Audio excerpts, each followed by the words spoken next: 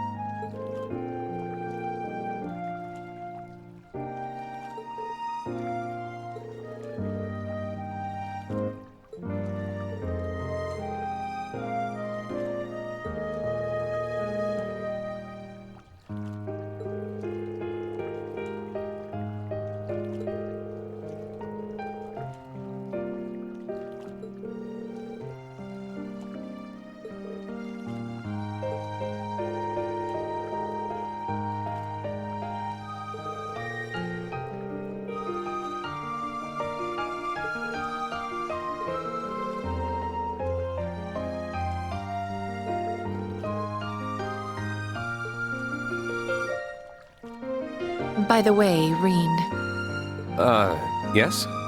this feels very overdue, but I wanted to thank you For what? for all you did during the rivalries, for all you did for Milliam, for facing me head-on, and for granting His Excellency's true wish.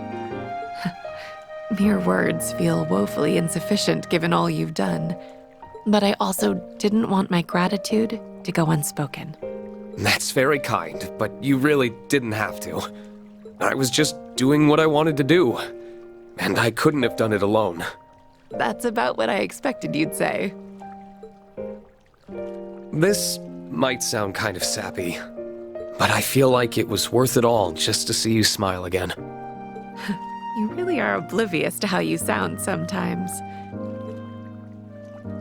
Jokes and thanks aside, there's something I wanted to ask you, too. What is it? Are you truly happy right now, Rean? Of course I am. Busy, certainly, but I am happy. I still can't believe we made it through the Great Twilight. We even got Crow and Milliam back. I was hoping there was a way we wouldn't lose them, obviously. But deep down, I had already given up and braced for the inevitable. It wasn't without some goodbyes. But it's all over now, and I can still be with everyone I care about. Which includes you, of course. The joy I feel about that hasn't gone anywhere. I'm glad to hear that.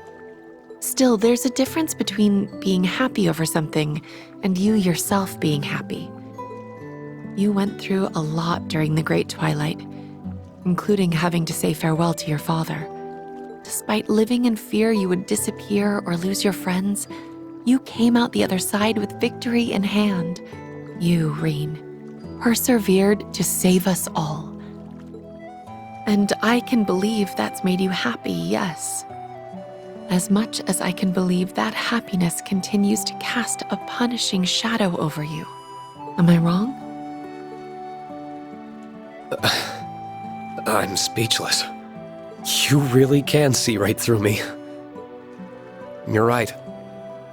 I'm still not sure how to handle the happiness I feel. I know it's there. I'm just not sure how to truly accept it. All the people who died on the first day of the war did so because I made the Great Twilight happen. Do I even deserve to be happy when they can't be? Or forgiven for what I did? It may not be my place to say this, but I think you're the only one who can decide that.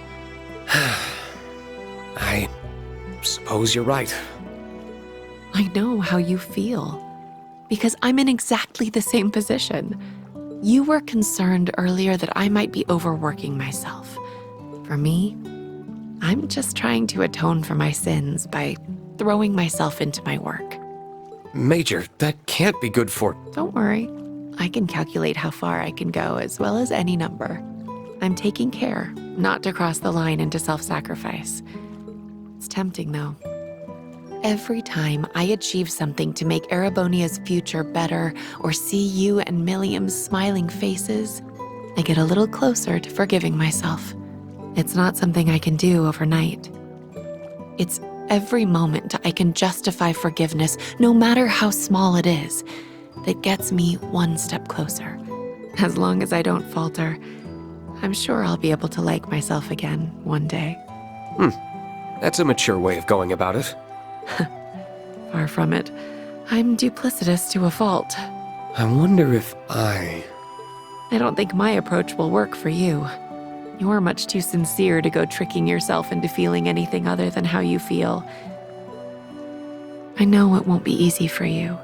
Just, I hope you can let yourself be happy.